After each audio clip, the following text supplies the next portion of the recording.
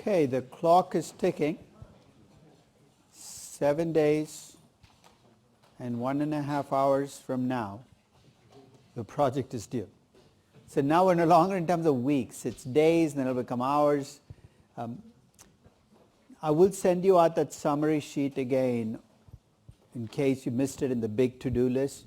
Do you know what the summary sheet is? The summary sheet basically, once you've got your numbers for your company, I want you to feed back it's not just your DCF value, your pricing, your recommendations. It's like 6 numbers on your company. And clearly you've got to wait till you got those numbers in. But if you can send me those summary sheets, I need them for next Monday's class, because next Monday you're going to see your own results fed back to you. So you can see what came cheap, what the most undervalued stocks were, what percentage of you found your stocks to be undervalued, how many buys, how many sells, so you can get a sense of where you stand, as a group.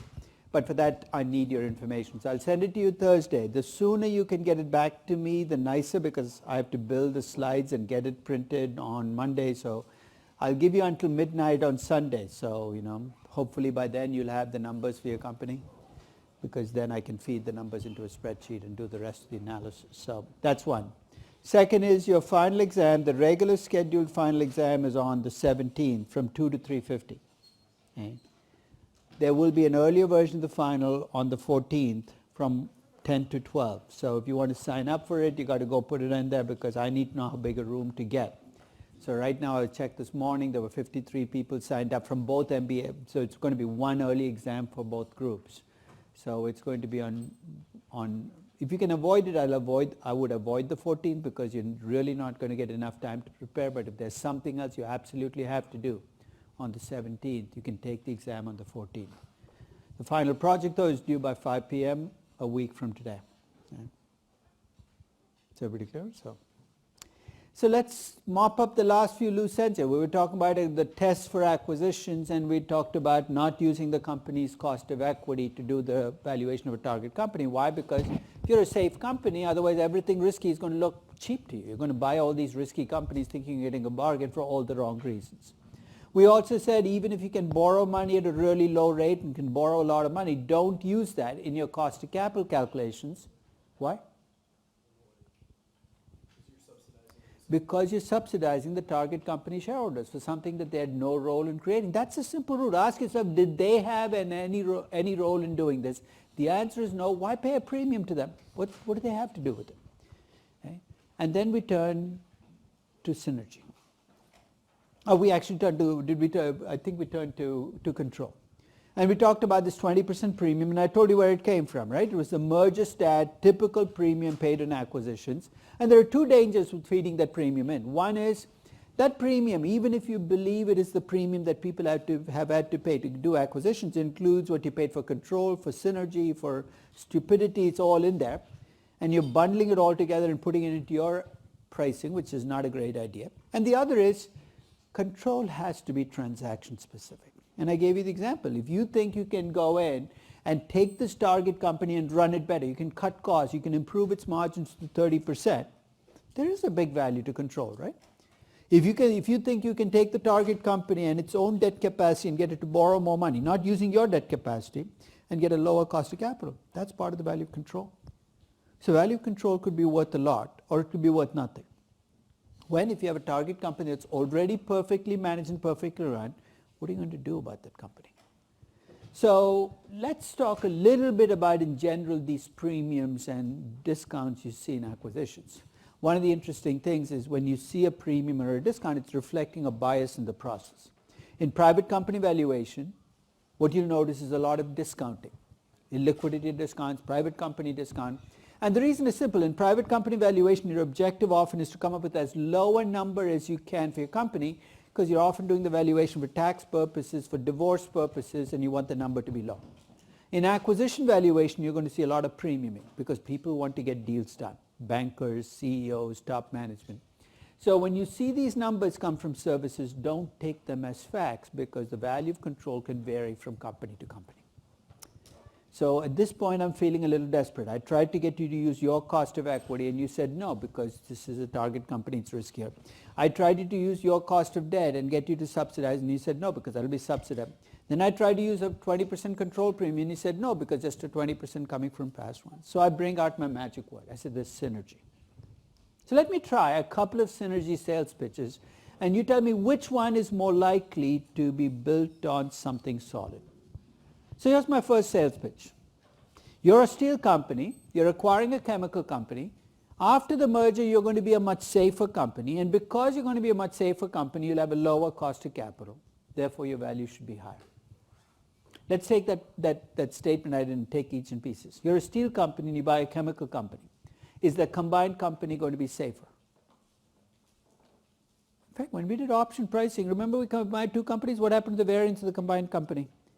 It was lower than the value variance of the two companies, and especially if it's in two different businesses. So yeah, that part of the statement is true. You will become a safer company. But the second part I said, therefore your cost of capital will be lower. Is that true? What kind of risk am I eliminating when I take a steel company and make it by a technology company or a chemical company? You're eliminating like single stock, single company. Firm-specific risk. How do we compute cost of equity and capital for individual companies? We used a beta, which measures the risk you cannot diversify away. So combining two companies, you're going to reduce risk, but the risk you're reducing wasn't showing up in your cost of capital anyway. So in general, you will find that when there is synergy in a merger, it very seldom is going to show up in the denominator. If there's synergy, it's going to show up in the numerator, in the cash flows, as higher growth, as lower cost. I will give you the two exceptions to the rule, two cases where you might have a lower discount rate after a merger. And you're going to be not surprised by either one of them. But most of the time, 95% of synergy is in the numerator. So let's take the numerator. There are two ways I can create synergy in the numerator. One is I can create higher growth as a combined company. The second is I can cut your costs. So can higher growth and lower costs create a value for synergy? Sure, right? In fact, when I have higher growth and lower costs, I have higher cash flows. Higher cash flows translate into higher value. So let's say you value synergy at 50 million. Should you pay for that synergy in the acquisition? Do you see what I mean by pay? Can you add the 50 million on top of the 60, come up with 110 and pay 110? If you can, but if you do that, what have you just done? You've essentially given the target company, notice how the target company stock holder says this waiting there, and you keep shoveling more stuff to them. Take the 50 million. In which case you pay them the 50 million premium for the synergy, and then what do you have to do? All the hard work of delivering that synergy is on your shoulders. So once you value the 50 million, what do you need to do? You need to negotiate for your share of it. By definition, remember, synergy needs both companies, right? It needs you and it needs the target company. You got to negotiate for your share of the 50 million, because if there is truly synergy, you need to be catching some of that benefit. So I'm going to take you through different kinds of synergy and look at how you would value the synergy.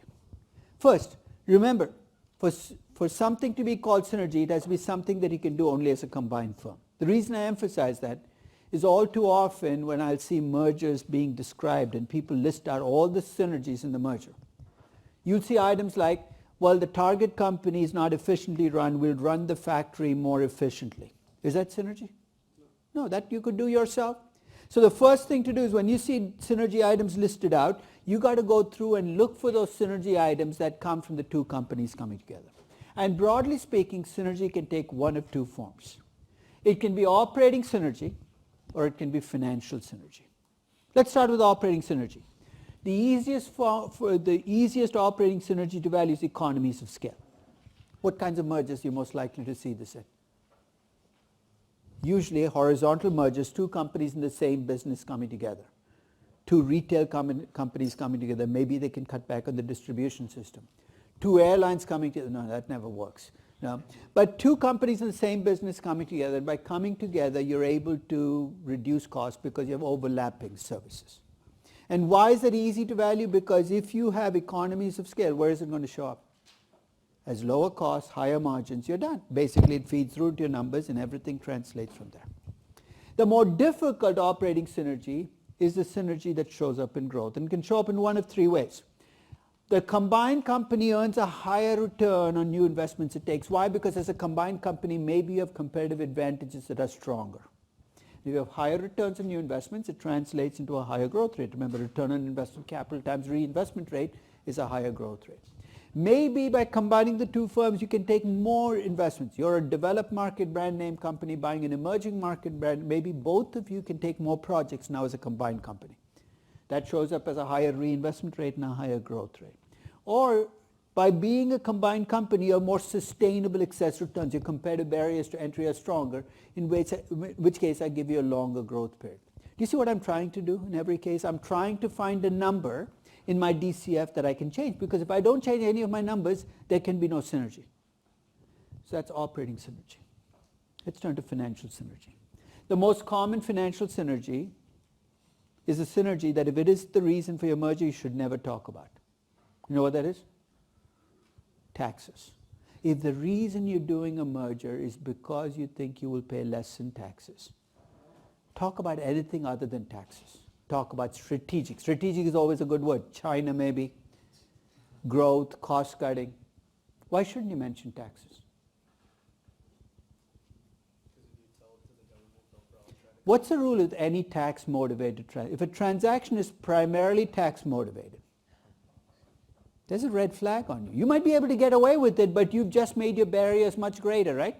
But the reality is, I think about half of all mergers around the world are driven for tax reasons. And let's look at some of the ways you can get tax benefits from a merger. After a merger happens, an accounting firm usually shows up at the target company and they do what's called purchase price allocation. You know what that is? They take the price that was paid in the merger and they look for assets to put it into. Let's say after a merger, I allow you to take the purchase price and push up the book value of your assets. At one level, that's a bad thing, right? It makes your return on capital go down. But what's the benefit of having a higher book value for your assets? What are you allowed to do? You get more depreciation. What's the benefit of depreciation? It's a tax benefit. So basically, one of the tax advantages in a merger is by writing up your assets, you might get more depreciation. More depreciation translates to more tax benefits and more value. That's one. Here's the second. You're a money-making company. You find this awful company. In fact, its biggest asset is it's lost money for a long time. You're saying, how can that be an asset? If you lose money for a long time, what do you accumulate? A big NOL, right? So you buy that company. Do you see the potential tax benefit? What are you going to do? You're going to use that NOL to shelter your income. The problem is this is such a transparent tax dodge that the IRS has made it really difficult in the US for you to do this. So when you buy a company purely for its NOL, it's become increasingly difficult. But there are other parts of the world where you can buy companies with NOLs and use them to offset your taxable income and pay less in taxes, tax benefit. There are some countries in the world where the tax law is written in such a way that doing a merger can actually create tax benefits. I'll give you an example. In Brazil, there's an item called interest on capital, which you're allowed to deduct to get to taxable income. And here's how it's computed. The Brazilian government allows you to take your book equity and multiply by a rate that's reset each year. So let's say it's 11.5%. You take 11.5% of the book equity and you subtract it from your operating income to get to taxable income before you pay taxes. It's a Brazilian government's, ham-handed way of trying to equalize remember, debt has a tax advantage. This was the way of saying, hey, we're going to make it equal. We're going to give equity a tax advantage as well. But in the process, they've created a golden advantage for acquisitions. And here's why. Right after an acquisition, what happens to your book equity? It has to go up, right? Because you pay a premium, you create goodwill on the asset side, but on the liability side, your book equity goes up by the premium that you pay. So right after the acquisition, what am I going to allow you to do? Take 11.5% of the higher book value, which means you pay less in taxes. When InBev, which was then a Belgian brewer, bought InBev, which was a Brazilian brewer, this was 20 years ago, 2/3 of the synergy in the merger came from writing up the book value and the tax benefits from that write-up.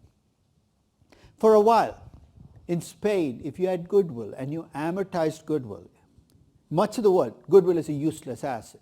Amortizing it does nothing for you because you're not allowed to claim it as a tax deduction. But Spain for a while had this loophole where they allowed you to amortize goodwill and claim it as a tax deduction. You see how this again is a license to go out and do acquisitions? Because you do an acquisition, you pay a big premium, it becomes goodwill, you write it off, you get a tax benefit. Tax reasons for mergers. But my suggestion is if you have tax reasons for mergers, don't talk about it. Okay? I might have mentioned the case of Pfizer and Allergan here, right? Remember when Pfizer bought Allergan? Yeah, because they did it purely for tax purposes, but the mistake they made was the CEO of Pfizer kept saying, we did it for tax reasons. And not surprising, the deal got shut down. The second possible financial synergy is added debt capacity. I told you there were two exceptions to the discount rate rule. Most of the time, when you combine two firms, there's no synergy that shows up in the discount rate. Here's the first exception. Let's assume you have two companies, company A, company B, that by themselves can't borrow much money. Why? They're in risky businesses and their optimal debt ratio is 10%. So it's not that they don't want to borrow more than 10%, but if they go above 10%, the cost of capital starts rising. They both stop at 10%. You combine these two firms, you create a safer firm. Why? Because you create a firm in two businesses. And because it's a safer firm, let's assume the optimal debt ratio climbs to 30%. In that case, combining the two firms will create a synergy tax benefit. It's really another tax, the tax benefit that comes from having a higher debt ratio, more interest expenses. So that's the first exception. Two companies that themselves couldn't borrow money, combined are able to borrow more. Here's the second exception. Two private companies come together. Remember when we valued private companies? If you're an owner who's not diversified, what do we say your value will be? It will be based on a total beta, which is much higher than your market beta, which pushes up your cost of equity and capital, pushes down value. Let's assume that you're the owner of a steel company. It's a privately owned steel company. You got your entire wealth tied up in the steel company. You come up with a total beta of 3. Why? Because most of the risk in the steel company is firm specific. Use the high beta, high cost of equity, high cost of capital, you come up with the value. Then I come to you with a technology company to acquire. You acquire the technology company. Do you see the potential benefit? You're now in steel and technology, right? You now have two companies. What's going to happen to the correlation of your combined company with the market? It's going to go up. And each time you add a company in a different business, you're going to get closer and closer. In fact, you could create almost the equivalent of a mutual fund by doing what? By making yourself a conglomerate that's in multiple businesses. By doing that, what do you accomplish? The correlation of your company will start rising towards one. You will, in effect, create a diversified portfolio by holding businesses or companies in different businesses. If you get a chance, take a look at almost any family business, family group in Asia or Latin America, especially one that's been around a long time. Take the Tata Group. What businesses are they in? Steel, chemicals, and pretty much everything. So why did they do that? Because before they were a public company, that's how the family group protected itself against that diversification penalty by saying, look, we cannot get publicly diversified, but we can make our company more diversified. So if you're a private business, there could be a benefit from acquisitions purely from that benefit. Yeah, go ahead. Just wondering if it only applies to private. It only applies to private, and here's why. If you're a public company and you use this argument, what's going to be my pushback as a stockholder? It's not only that, I can diversify myself. When was the last time you called a broker and said pay a 30% premium? Right? And I can diversify it as 0% premium, and I can pick who I want to diversify into. So rather than you pick a tech company to invest in, I pick the tech company I want to invest in. So with the public company, this argument falls apart very quickly, but with a private business, it could potentially explain why you would go out and acquire another company. Yes? Well, Berkshire Hathaway is not quite a private business, right? Warren Buffett has the bulk of his wealth tied up in it. But it's a public company. So the reason he was acquiring other companies, I don't think he's ever used the argument of diversification. Go back and look at all their... What is his primary motivation for acquisitions? It's not synergy, it's not control, it's undervaluation. And we know it's not control and synergy for the following reasons. There's really, if you look at it, he never buys companies where he dislikes the management, right? He always buys companies where he likes the management. So it's not control. And it's not synergy because See's Candy is allowed to operate. When you go to See's Candy, they're not trying to sell you insurance. It's actually not a bad idea. They give you the free chocolate, so you want Geico insurance. We have chocolate. But there's been no, so it's a pure undervaluation. which is actually the most difficult way to build an acquisitive company. Why? It's like being a portfolio manager, right? He's more portfolio manager who buys entire companies, and because he's been such a great stock picker, he's been able to pull it off. But my guess is, if you try to build that from scratch, or if he tried today, he'd have a much tougher. In fact, he's pretty open about it, that today if he had to invest, he'd rather invest in the S&P 500 index fund, he says, because he doesn't think he can do the same things he used to do. And especially now with Berkshire Hathaway being the size that it is, it's become almost impossible, right? Because you buy See's Candy now, and people don't even notice. You got to go buy a 30, 40, 50 billion dollar company, and then the challenge becomes much more difficult. So to value synergy, what's the first thing you need to do? Be specific. Be specific about what? About what synergy. You can't just say the word synergy and expect me to fill in the blanks, but you'll be amazed at how often managers are unwilling to be specific. They just want to leave it synergy. That way they can pay whatever price they want. So let's look at the process of valuing synergy. To value synergy, you have to go through a 3-step process. First step, you got to value the acquiring company and the target company as standalone companies. You cannot value synergy by just valuing the target company. Why?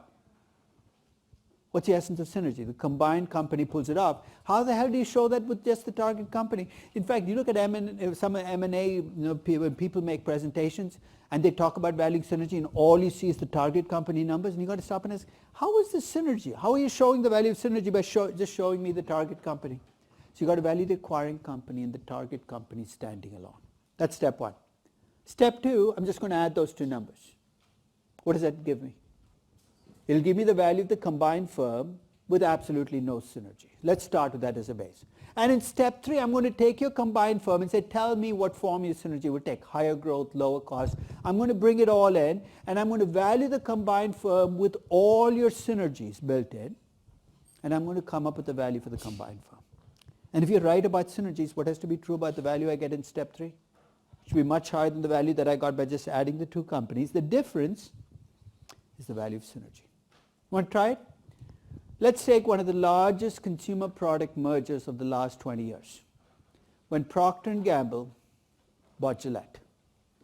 Procter & Gamble then was the number 1 consumer product company in the world. Gillette was the 6th largest consumer product in the world. And talk of synergy filled the air. So I decided to value synergy. So to value synergy, what do I need to do first? I need to value Procter & Gamble and Gillette as standalone companies. I value them as such. 221 billion, 60 billion.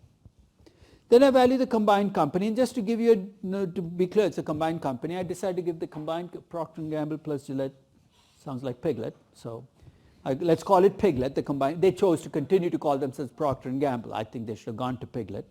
Yeah. So if you just combine the 2 companies and left nothing else, value is additive. The value of the combined company will just be the sum of the 2 values. And then I did a best case valuation of synergy, and you're going to see in a minute why I call it best case.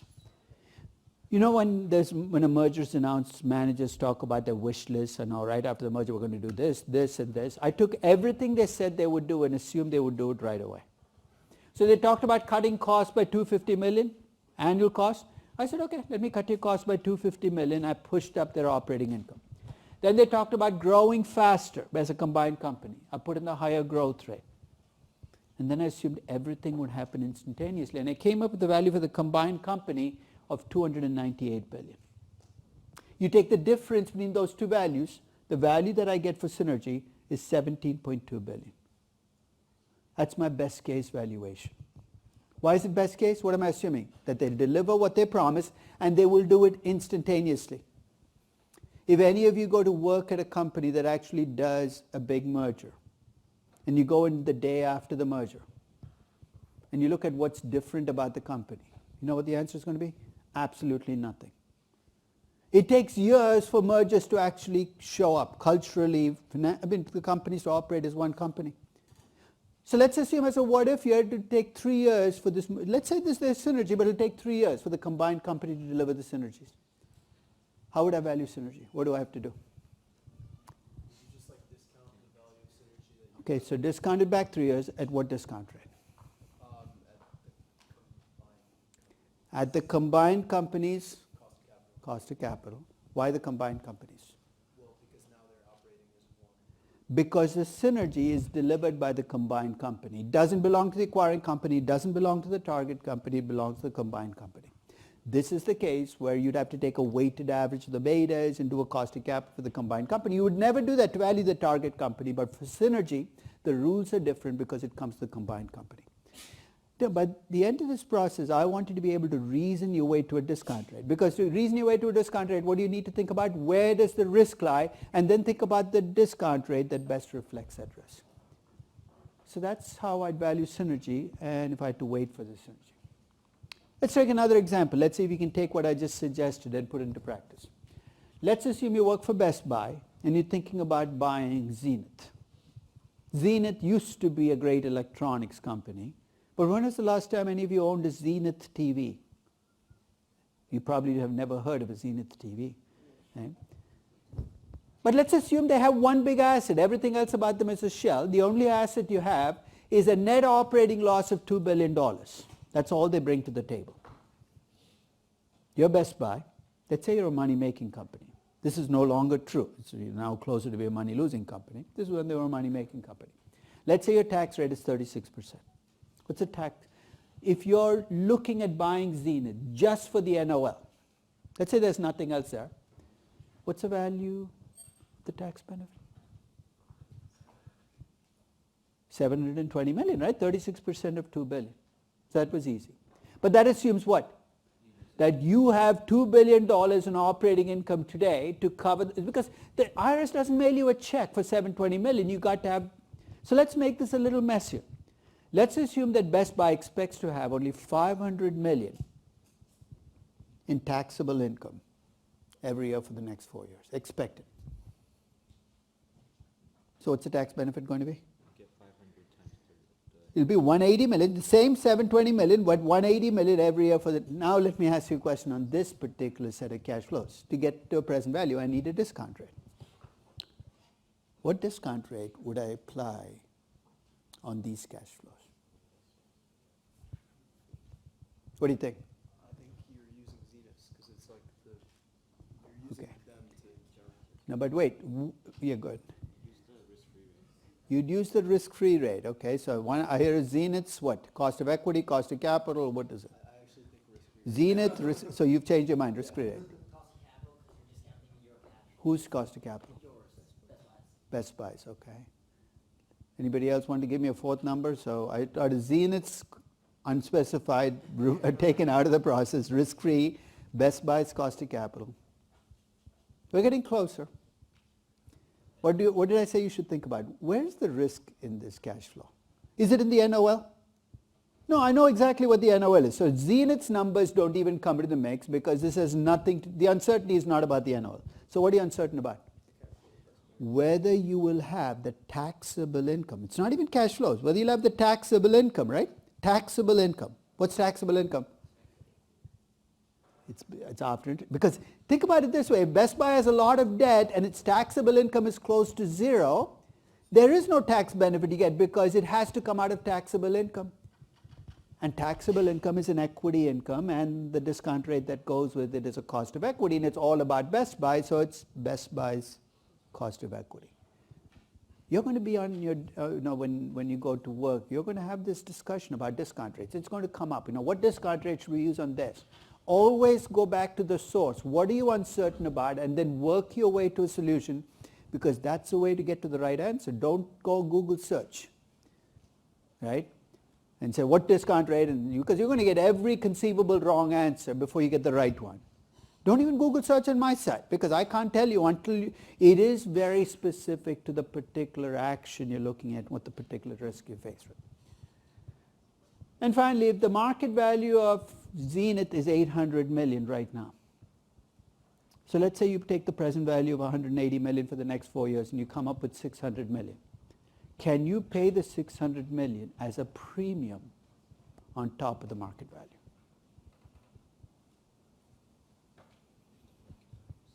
You got to pay 800 million. No, because this is your entire value. And this is the problem when you buy publicly traded companies. Because what's your negotiating start? It's always the market price, right?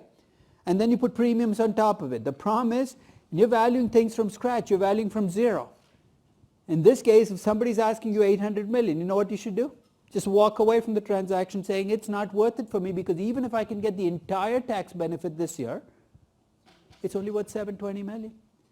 One of the mistakes I've seen people make is they value synergy individually, and they actually do a good job, and then they say, well, that's a premium I can pay on top of the market price, because then you're in dangerous ground because you don't know what's already built into the market price. Yes?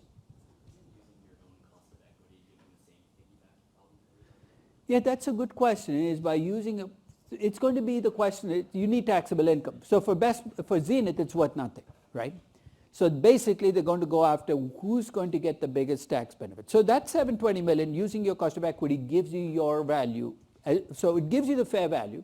The question you got to ask is, should I pay that as the entire price?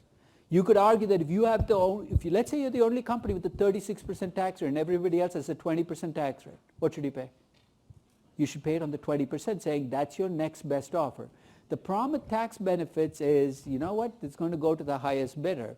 It's going to be very difficult to be a value-creating firm that does acquisition just for tax benefits because there are other people there with that same tax rate who will be willing to pay the price. But you're right, you've got to be careful about paying that entire amount, even if you can get it for that price, because then you're essentially taking on the risk and you've delivered the value to them. Exactly, yeah. So I think that's really, so go back and think about who's the next highest bidder and see if you can get away with it. So don't pay for buzzwords. Synergy, it sounds good, and cost cutting, and real options. Every decade you see a new buzzword being created as a justification for paying a premium. Don't fall for those buzzwords. Right? So now I'm getting desperate. Right? Because I tried everything on the intrinsic value route and you've cut me off at the pass. I tried to get you to use your low cost of equity, you said no way. I tried to get you to subsidize by using a low cost of debt and a high debt ratio, and you said no way. I asked you to pay a 20% control premium and you said no way. And let's say even the synergy route is cut off. So I say, okay, this is not working. I said, do you really want to do this deal? You got to pay the right price. And here's what other people are doing. They're paying 5 times EBIT. And remember, this company had EBIT of 20 million, so 5 times 20 is 100 million. You're playing a pricing game.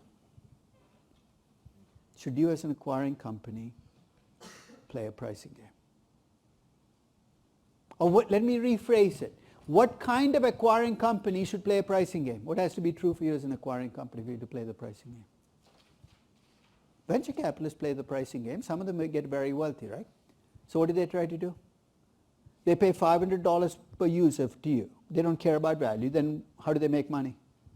They turn around and sell it at $800 per user. SoftBank overpaid for Flipkart when they invest in Flipkart at a $7 billion pricing. But you know what? Walmart bought it from them for $21 billion, so they're looking like heroes. If you're in the business of flipping deals, that's what you do. You enter and then you exit, then it's fine. You can play the pricing game, but play the pricing game well.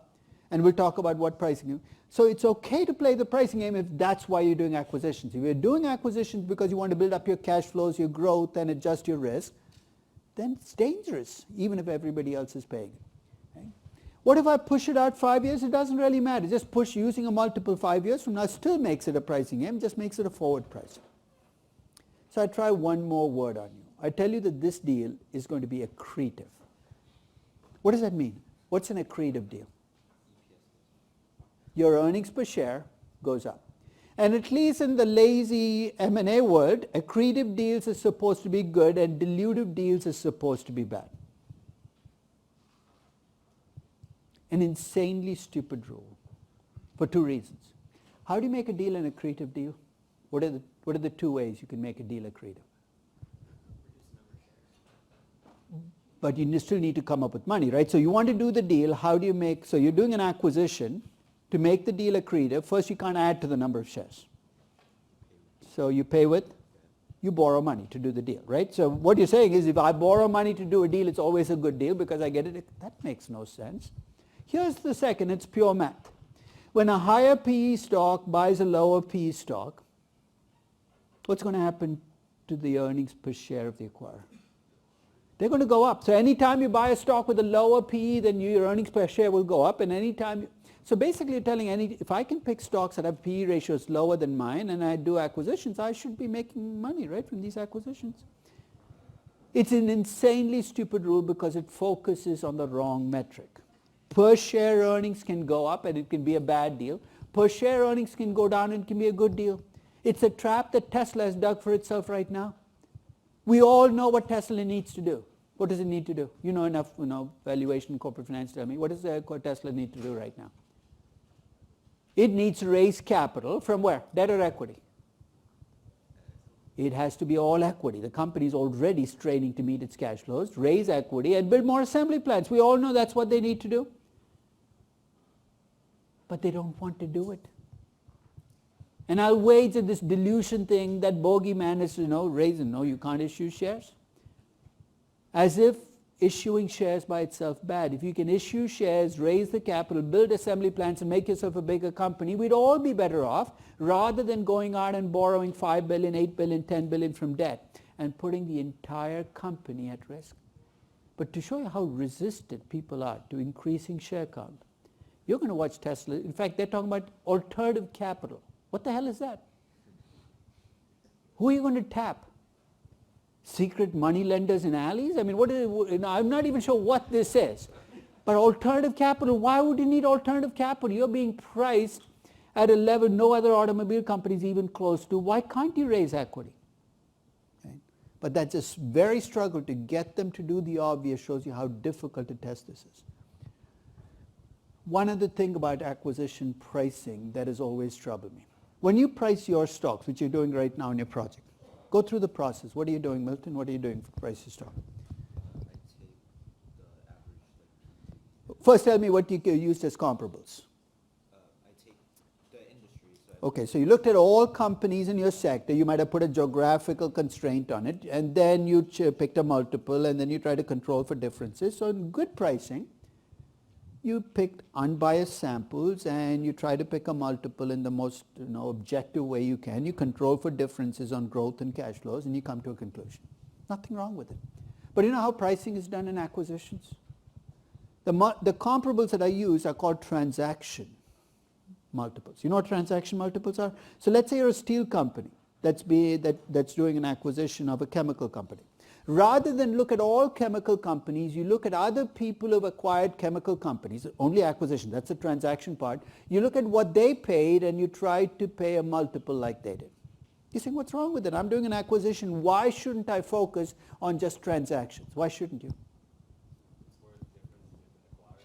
It's basically, remember we talked about bias and samples, you're paying more. So what are you doing? You're building a bias sample, you're basing your pricing on a bias sample, then you pay a premium on top of that bias. Then we wonder why pricing blows up here. If you're going to do pricing, at least do an honest pricing, which means look at all chemical companies and maybe come up with a pricing for this company that reflects how other companies are being priced, but don't let the fact that other people are paying big premiums on acquisitions feed into your pricing. So it's not the problem that you're using samples, it's the fact that you're using these bias samples. And if you're using exit multiples, you've got to be very careful, especially if you have a high growth firm. And here's a very common mistake. Holding all its cards, when I look at a high growth firm, what kind of multiple of whatever number, your earnings, revenues, what should I say as my current multiple? It should be a high number reflecting the growth, right? Let's say you're looking at applying the multiple to year 10's numbers. When what have you done to the company? You brought the growth down, you've given it solid margins.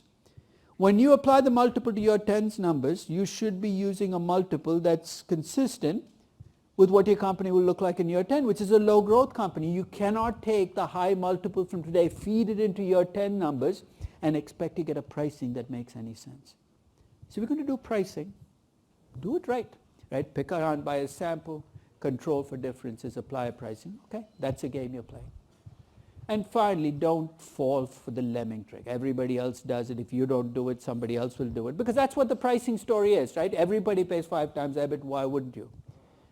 And this accretion, if I had my druthers, I would ban the words accretion and dilution from any discussion of M&A. But I guarantee you, there will be talk of accretion and dilution. And I will leave it up to you to defang that critique because it really has nothing solid to stand on. It's just based on more share count is worse than less share count. And that's a very dangerous statement to make in corporate finance evaluation. So now nothing has worked, right? I tried to get you to pay a premium and you're not budging. You're being very rational. So I'm going to get you this time. So here's what I tell you. Look, I know you're a very conservative, careful finance guy or girl. But I have to tell you something. Your CEO really, really, really wants to get this deal done. Do you think this might tilt the scale somewhat? The point I'm trying to make is very seldom in acquisitions do ideas bubble up from the bottom. It's not like somebody in the finance group said, oh, let's think of a big deal to make, and then you work and it works all the way to the top. Deals always start at the top and percolate down. And how do people at the top come up with an idea? I just remember what Michael Eisner said about why Disney bought Cap Cities. He said they were at some Sundance, one of those they call them meetings, but really you go to Sundance, you kind of hang around, you eat food, you drink expensive wine. One of those things, and he was chatting with the CEO of Cap Cities during one of the breaks, and he felt this urge to buy Cap Cities, and they did it. I don't know what he ate, but I'd like to know what caused it. Maybe he was just in indigestion, and it felt like I should buy something to make this go away. But it's a very expensive medication for indigestion. You paid $18.5 billion. All too often, the desire to buy starts at the top, and then it percolates down. And when you know the guy at the top really, really wants to get this deal done, it has a way of kind of rationalizing its way down, because you could push against the deal, you just push to the side. I mean, it's easy to blame bankers for all the crappy stuff that happens in acquisitions, but here's the reality. Top managers, the acquiring firms, are just as often more to blame, because they so want the deal to go through that if you don't agree as a banker, they're going to find a different banker and a different one till the deal gets through. And what if I told you that I know this deal is overpriced and overvalued, but if you don't do this, your competitor will do it, and then you're going to be in trouble. These are called defensive acquisitions. And companies often do them. They do them to stop their competitor from jumping in and doing it. You're saying, what's wrong with that? Well, if you're in a business where the only way you can survive is by doing stupider things than your competitors, this is a bad business you're in. There's no bottom in sight. You're going to drive each other into the ground, and what's going to be left of you? So if this is the only way you can survive in a business, maybe the thing you need to think about is maybe you need to get out of this business, liquidate yourself, make yourself smaller. But that again is a really tough pitch for those companies that are sold on this stupid notion of corporate sustainability. Okay? It makes no sense to me. Why would I want to sustain a corporation if the reason for your existence is gone? A company is a legal entity.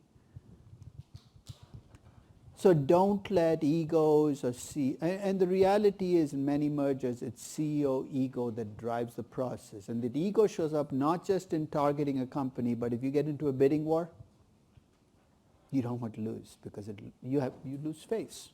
So you use your stockholders' money. So if you're watching the Anadarko, Chevron, Occidental bidding war play out, the only person who should be happy is Anadarko shareholders. If you are there, this is like buy some popcorn, let the game go on. The more they can bid against each other, the better off you are. But if you are Occidental or Chevron, you're just biting your nails down to, there'll be nothing left by the time you're done. Because you know that once these guys get in, and if you've ever been in a deal, once a deal process gets started, it's very difficult to kind of be objective. You want to win at all costs. Okay. You go to the winner's curse in an auction. You go to an auction. You see something you really, really like. You start bidding and you win. You should have mixed feelings about what just happened. You should be happy you won, but think of why you won. Everybody else in that room thought you were paying too much. Think about that. The next time you see a winner at an auction, that's the case. In bidding wars, you will win, but at what price? Just to illustrate how little accountability there is in mergers. I'm going to go back to a merger from many, many years ago, which was when HP bought Autonomy, like 2009. Autonomy was a UK-based software company, business services software company. And HP, of course, is HP. Okay? And why did HP buy Autonomy? Because it was aging as a company, right? HP had a glorious start as a company, as a technology company, then mainframe computers, and even PCs. But by the time you got to the early part of the 2000s, it was clearly an aging company. And what should sensible aging companies do? Except for the fact they're aging and decide to shrink. But that's not what HP did. They decided to load up and go after growth. So they bought Autonomy because they wanted to grow, and this seemed to be a good way to grow, as they bought. And they paid $11.1 billion price for the company, which was a $5.2 billion premium over the market price. But in this graph, I've actually shown you the rationalization they used to get from book value all the way to the 11.1. At the time that they bought Autonomy, its book value was $2.1 billion. But they said that book value is probably understated. It's at historical cost. Intangibles are not included. So they first invited in some accountants. And the accountants came in and redid the numbers. And with a fresh coat of paint, they said, you know what, it's called purchase price allocation. They came back with a book value. So think of that as the adjusted book value of $4.6 billion. They were just. The market already had that $4.6 billion incorporated. It was at $5.9 billion. And HP said they were paying the extra $5.2 billion for synergy and not even control, just synergy. In fact, they recorded goodwill of $6.5 billion on their balance sheet at the time that they did this acquisition, which is the difference between the 11.1 and the 4.6 billion. So one reason they got the accountants to even come in and write this up is to keep the goodwill number low. So the acquisition gets done. Most acquisitions, because it takes so long for the truth to come out, by the time it comes out, everybody's forgotten what you paid. But in this deal, 2 years later, the acquisition fell apart. But at the time this deal was done, I remember reading, everybody thought they were paying too much. It was one of those few deals where everybody said, what are they thinking?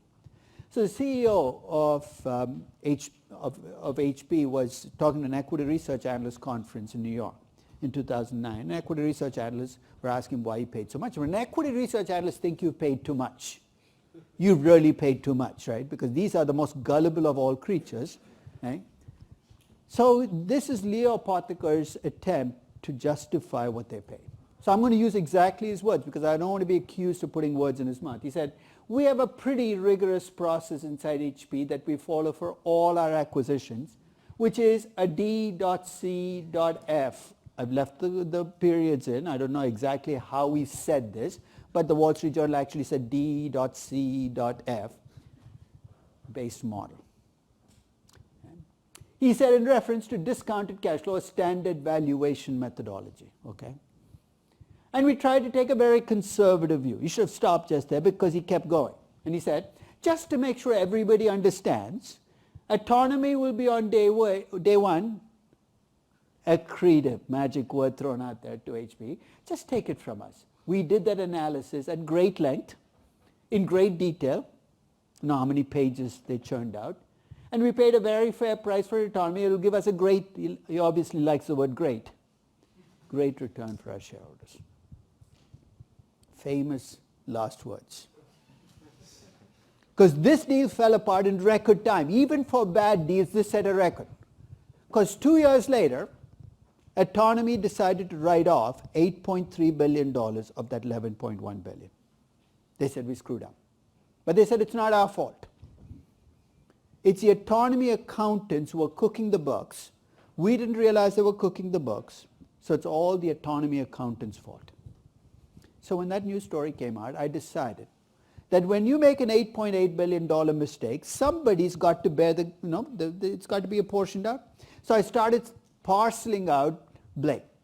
So here's how I parceled it out. First, I blame Leo Apotheker, ex-CEO, for $4.5 billion because that essentially happened on his watch. You can't blame the accountants for the additional value destroyed. That was the additional, so you can't blame for the premium that you paid.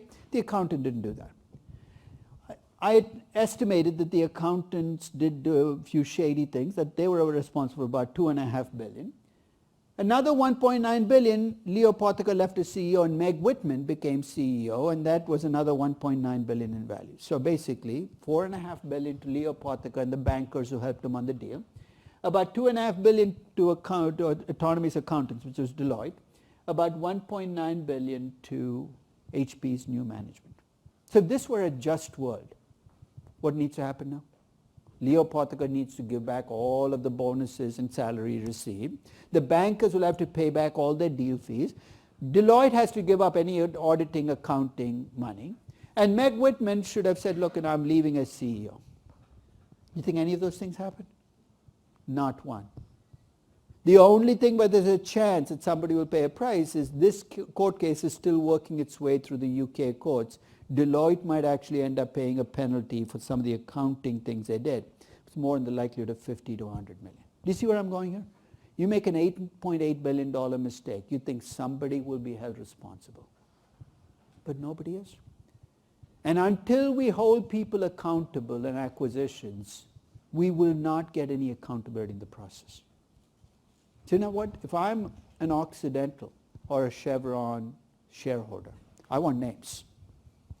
I want names of everybody who's pushing for this deal, and I want to know where they are in the organization, and I'm going to come back 2 years from now and show them the numbers and say, where's the synergy? I'd also like to know the projections you've used to justify this, because I'm going to come back and say, what happened? And I'm going to be fair. I'm not going to let you hold you, I'll give you a chance if it's mistakes, but if you consistently inflated things that are not going to happen, I want to hold you responsible. And I want to make you pay at the minimum by losing your job. Until we hold people accountable, there will be no good deals. You'll have a lot of bad deals go through because nobody's being held responsible.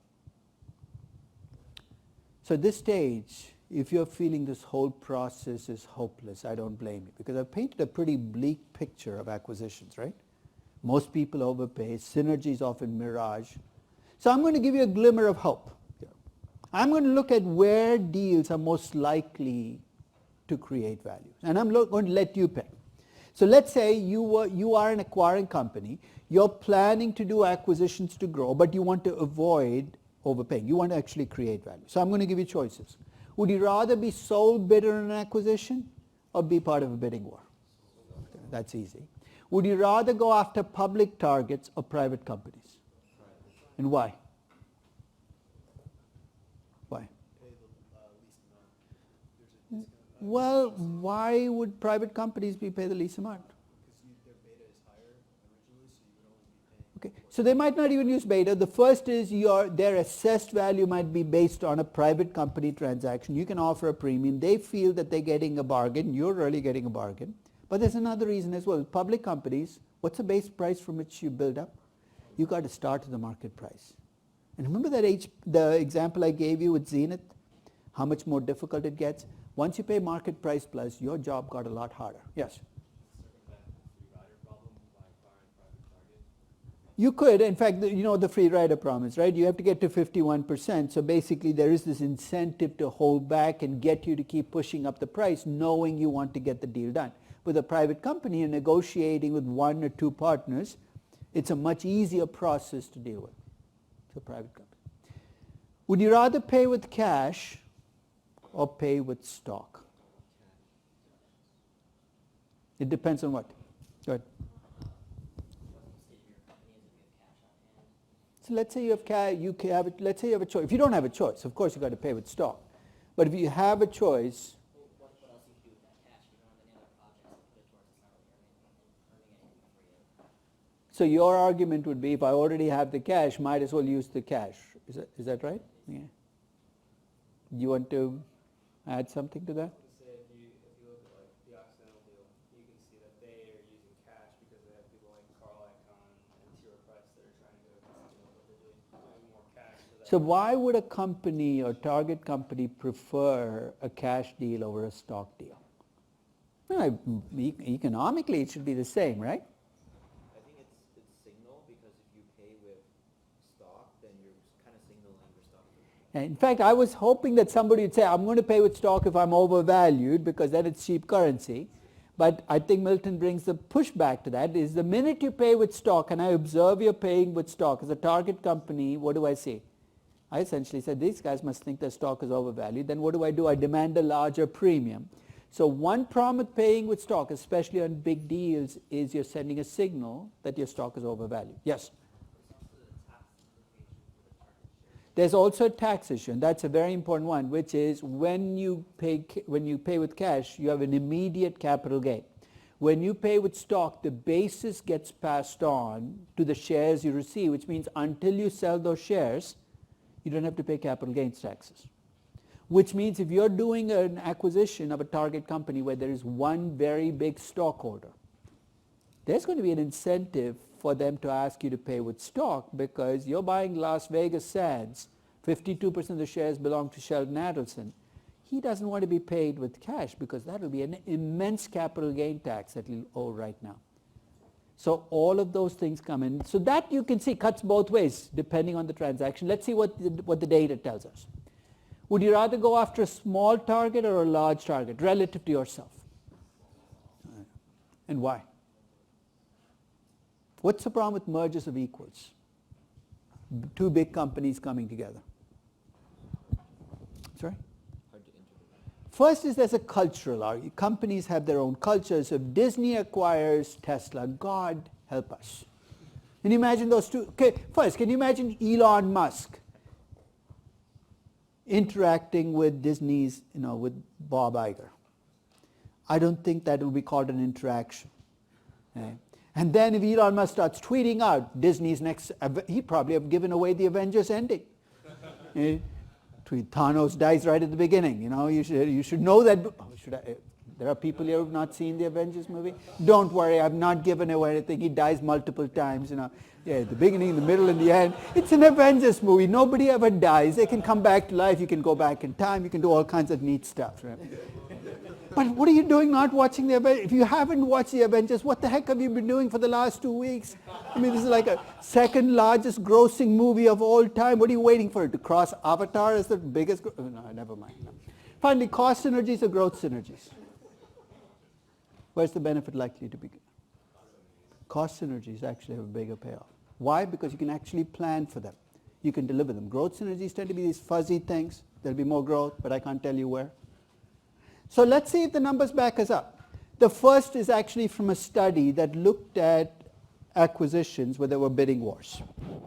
In a bidding war, there's going to be a winner and there's going to be a loser, right? So in the Chevron Occidental war over Anadarko, one is going to be the winner, one is going to be the loser, where we define the winner as the company that actually wins the bidding war. So what this study looked at are winners in the bidding war and losers. So which one of these two lines do you think? So don't even look at the actual, don't look at the top. Which one do you think is the winner? That's the winner right there. The winning companies lose about 25% of their stock price after they win. The losing companies actually go up about 10%. So if you're a shareholder in Chevron, what are you doing every night? You're getting down on your knees and say, please God, let them lose this bidding war. Because winning the bidding war might give you that headline the next day, but because you've had to pay so much and had to deal with the consequences, you'd rather be the loser in a bidding war than the winner in a bidding war. Second, this is a very confusing graph to read, so I'm going to give you the breakdown. I've looked at target companies based on size. So basically, this is the size of the target company relative to the acquiring company. So greater than 20% means your target company is more than 20% of your size, so it's big. So it's small targets versus big targets. When you pay with cash, you'd rather go after bigger targets. When you pay with stock, it reverses itself. And the reason is when you make big acquisitions and you try to pay with stock, then all this game theory stuff starts to kick in, right? Are they over? So whether you pay with cash or stock might depend on whether you're going after a small merger or a large merger. If you're going after a small merger, you might want to use stock because people are willing to accept the stock for the tax reasons, overwhelm everything else. But if it's a really big merger, the cash mergers historically have done better. Public companies versus private companies. So let me focus on the public versus private first. Blue is public, red private. For every size level, it's no contest. Public companies are worse targets than private companies. In fact, as you get to bigger and bigger mergers, you can see it gets really difficult to win buying public targets. But there's a third choice which is even better than private companies. You see what that is? If I buy divisions of publicly traded companies, my odds get even better than buying private businesses. Why do you think that is? Why would buying a division of GE give me better odds than buying a private company? One is that there are established costs, maybe that's it. What else? Usually, like in the result of corporate carve-outs, you're probably paying a lower price given the fact that these divisions are doing so hot right now. Well, that could be said about a private business as well, right? So you have to still turn them around. The CEOs of the company that owns the subsidiary thinks it's a good thing to sell off the subsidiary. Yeah, when you see public companies start to shed divisions, one or two things are happening. One is desperation. Think of GE right now. They want to sell and they will take the best bid. The second is often a new CEO has come into town, and what does he want to do or she want to do? Admit to the old person's mistakes. And they want to get rid of everything, and they will take whatever you give them. I mean, I used Tata Motors in my corporate finance class, and Tata Motors, which is an Indian mass auto company, has been saved by one acquisition they made in 2009, which is the Jaguar Land Rover acquisition. And they got that company at a supreme bargain for two reasons. One was 2009, right after the crisis, and second, they bought it from Ford. And Ford was so desperate in 2009 that you and I could have bought Jaguar Land Rover, walked in with a $20 bill, saying, can I have Jaguar Land Rover? Yeah, you take the whole company. No. So there is a reason. So if you're going to build an acquisition strategy, maybe you should build around buying divisions from desperate companies and private businesses, not public companies. And finally, growth versus cost synergies. That's the payoff to revenue synergies. So basically the way to read this is there are the promised synergies and the percentage of companies that deliver more than the promised synergies. So out of the 77 companies that promised revenue synergies, only 17 delivered more than, and 60 delivered less than what they promised. But if you look at cost synergies, 92, 36 delivered more than the promised cost. So the odds are a little better that cost synergies get delivered than revenue synergies. So could you create a disciplined acquisition strategy? Yes. Here's what you need to do. You need to focus on small targets over big targets. Private companies and divisions of public companies over public companies. Cost synergies over growth synergies. And if you do this carefully, you could create a strategy of doing acquisitions that creates value, but it comes with a timestamp. And here's why. As you succeed with this strategy, what's happening to you as a company? You're getting bigger. As you get bigger, you have to do more acquisitions. And being disciplined gets, not only do you have to do more acquisitions, but the acquisitions have to get bigger for you to even notice, right? Can you imagine Apple doing an acquisition now of a $3 billion company? It'll be like sneezing in the wind. Where did that go? When you got a $250 billion cash balance. So for Apple to do it, in fact, when people push Tim Cook, say, why isn't he doing acquisitions? You'd have to buy a $150 billion company for you to even notice. And what are the odds when you buy it? You're going to overpay, and you're going to. So I am actually very impressed by Apple's discipline. If I were to look at the last 10 years, what Tim Cook has done best, it's keeping the bankers away. Can you imagine how many bankers must be lined up outside of one infinite loop? Ready to go, because you got $250 billion in cash. You're a banker's dream. You could buy any company you wanted in the world. And they probably have some kind of security gate you got to walk through which detects bankers. I don't know what bankers wear or have, maybe it's that $3,000 suit or the tie, which always is the power tie or whatever it is. They detect it, they shun you. But it saved Apple, I think, because Apple could have done some really horrifically value-destroying things with all the cash they've accumulated. So the key is to stay disciplined, but it's easier said than done. And this is why I'm always a little more skeptical when I value a great company that's become great through acquisitions than a great company that's become great with internal investments. So I remember valuing Cisco in 1999 for the first edition of my Dark Side of Valuation, and Cisco was the prototype of a company that was successful at acquisitions. It started 1990 with a market cap of $4 billion. It ended 1999 with a market cap of $400 billion. It did it almost entirely with acquisitions. And Harvard Business School had a case about this is how acquisitions can create value. We told you so.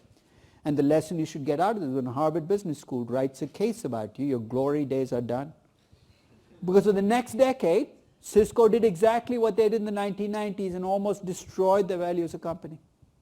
Because when you're a $400 billion company, it gets really, really difficult to grow with just acquisitions and stay disciplined. So even when you see a company offered as a prototype, great growth company through acquisitions, GE used to be offered as a classic example. Look how the company grew through acquisitions. 10 years later, you open it up and you find it's built on a foundation of sand. So I'm going to close off by looking at a really big deal. And I'm going to use it to illustrate the process by which I break apart acquisition, because there are so many things going on, right? There's control, there's synergy, there's undervaluation, all these different motives. How do I separate this out? So I'm going to take a merger that happened a few years ago, 2015, where AB InBev, the largest brewer in the world with revenues of $46 billion, bought the second largest brewer, SAB Miller. And to give you some sense of the magnitude of the deals, at the time that the first news story came out that this deal could happen, InBev had a market cap of $175 billion, SAB had a market cap of $75 billion. The deal actually got consummated about a month later, and InBev had a market cap of $183 billion, and SAB ended up with a market cap of just over $100 billion. In fact, if I pause right there and say, what did the market think of this deal? Is there a way you could answer? The market was? It wasn't a zero sum. If you look at the collective value of the companies, clearly the deal was viewed as a positive because both companies' stock prices went up, and the collective value of the two companies went from $250 to $283 billion. That's very unusual. In big deals, you don't see this kind of market reaction. You know what made the market so optimistic about this deal? Who controls InBev? Do you know? It's a Brazilian group called 3G Capital. They have a reputation of being this incredible cost-cutting. In fact, people who have ever had interaction with 3G Capital come back with, the shivers. Those guys are so dangerous. They're like, crazy people. Ruthless cost-cutters is the reputation they have. The market said if they're doing it, they must be doing it for the right reasons. So I decided to take this deal apart. And I walked in with the expectation that the deal would probably make sense because I think 3G Capital is special at what they do. So here's what I did. I first started to look at remember I said to value synergy, I've got to value both companies. So let's take a look at InBev. This is their revenue breakdown. You can see that they're big in Latin America, with Brazil being their biggest piece of Latin America. They're, of course, in North America because that's Anheuser-Busch is the AB part of the deal.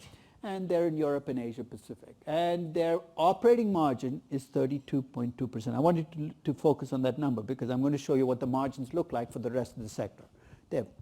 They're by far the highest margin in the business. The SAB Miller breakdown is here. Latin America 35%, but here's the interesting thing. Their strongest markets in Latin America are the markets outside Brazil. In Argentina, Chile. And in fact, their biggest market out is in South Africa. Okay, so it's amazing. The largest and the second largest brewer actually had very little geographic overlap. And that was one of the reasons given for the merger is we're not going to be eating into each other's revenues because we're not in the same markets at the same time. Okay. Their margins were about 20%, lower than the InBev margin. So if I pause right there, some people said, why don't you just raise the margin from 20 to 32%? So that was my first stop, is before I get there, I need to get a sense of what a reasonable margin is in this business. So let's set up the challenger. At the time that the deal news came out, SAB Miller's value was $75 billion. By the time the deal got done, they paid $104. There's a $29 billion premium being paid on this deal. For this deal to make sense for InBev shareholders, the value that they get has to be greater than that $29 billion. And as I said, generically speaking, here are the motives you can have for the merger. One is perhaps SAB Miller was tremendously undervalued before the deal, and they got it at a bargain. Let's see if that is the case. The second is maybe SAB Miller is so horrifically badly managed that they can change it. Maybe they can get the extra $29 billion. The third is maybe there's some synergy in this process that could explain the difference. Or it could be any combination of the three.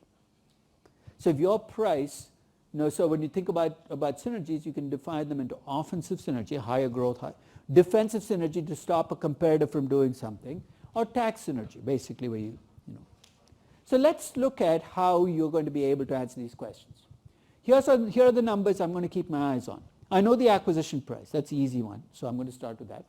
I'm going to do a status quo value of SAB Miller. What does that mean? I'm going to value SAB Miller run by the existing management, run as is. You're saying, why do you need that? I need that as a base because it's going to tell me how much control is worth in this merger. Then I'm going to do a restructured value where if I go into SAB Miller and fix what I think are fixable problems, what will the value be? And then I'm going to value synergy.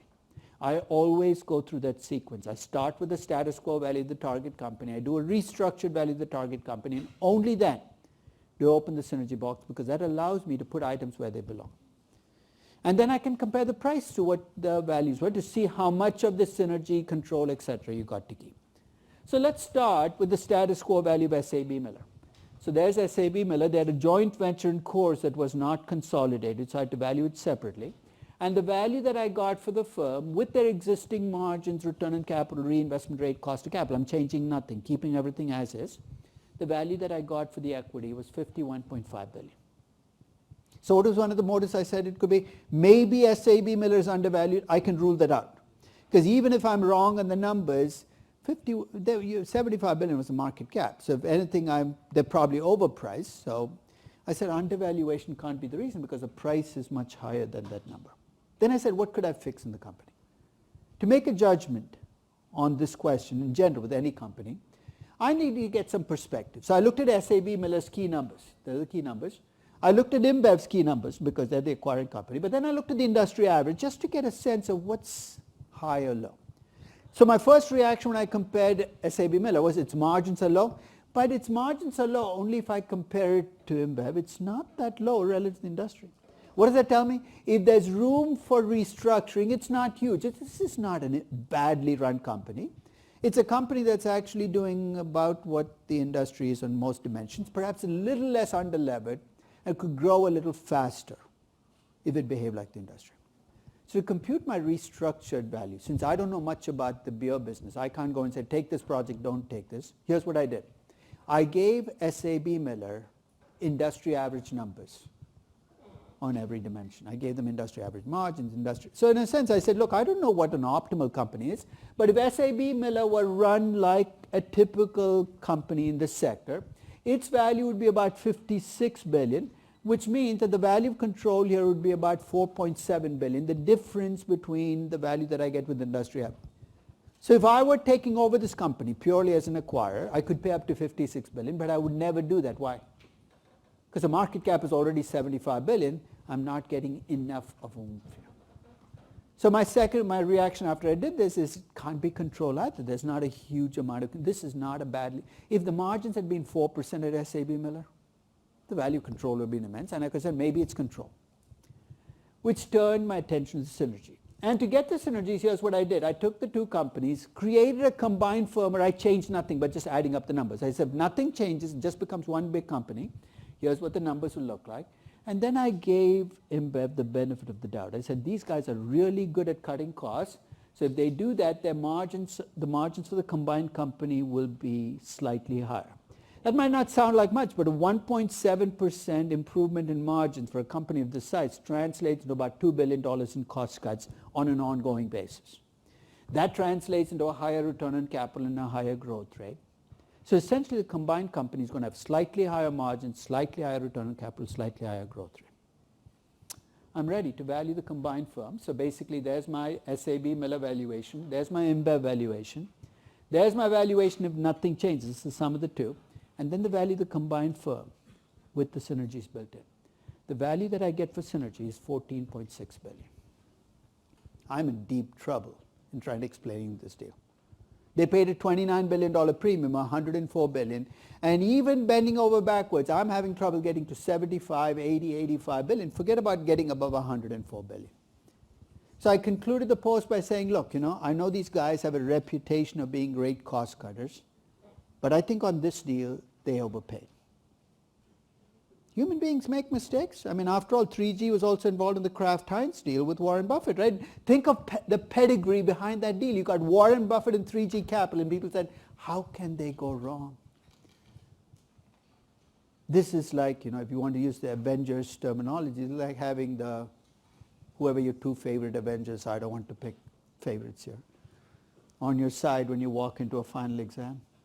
You could suspend time, right? Everybody else is sitting there. You could walk out, take 6 hours, come back, time hasn't changed.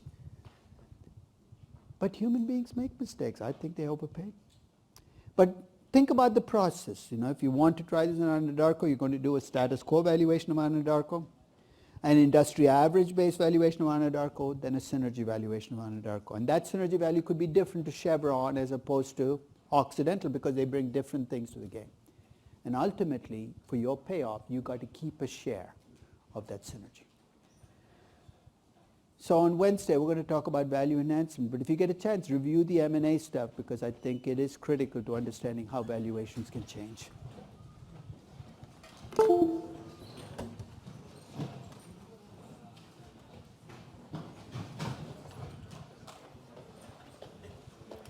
Yeah. Hey, Professor, how are you? Good.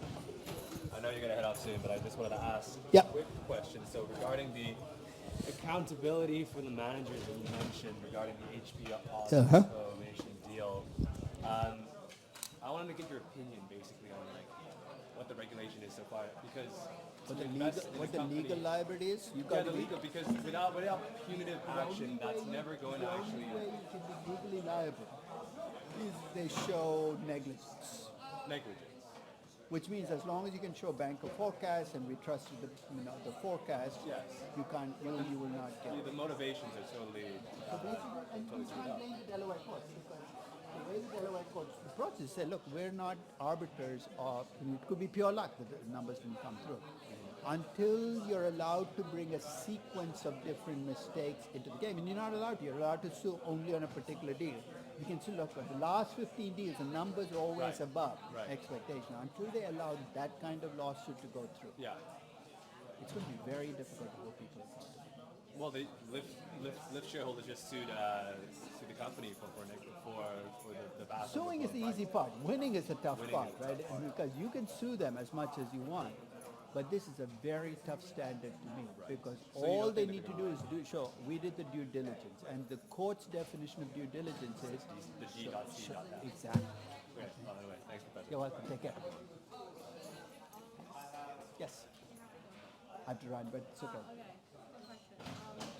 I think my return on capital is lower than my cost of capital, and that's resulting in Last year's return on capital is lower than the cost of capital, but you get to make the judgment on what will be in the future. Okay, right? So if you think that is going to change, it's going to be because margins are improving, in which case you probably should be using the simple Ginzel model, which allows your margins to go up. Yeah, Your I'm promise, used yeah. So if you're doing that, then your returns will improve over time, right? like, the investment rate is like really high, so that's like, That again is your Making choice, the right? value Basically, again, don't get locked in by last year. Last year, the reinvestment rate could be very high. You get to decide what it's going to be for the future. Exactly. sounds good. Thank you. Okay. Yes.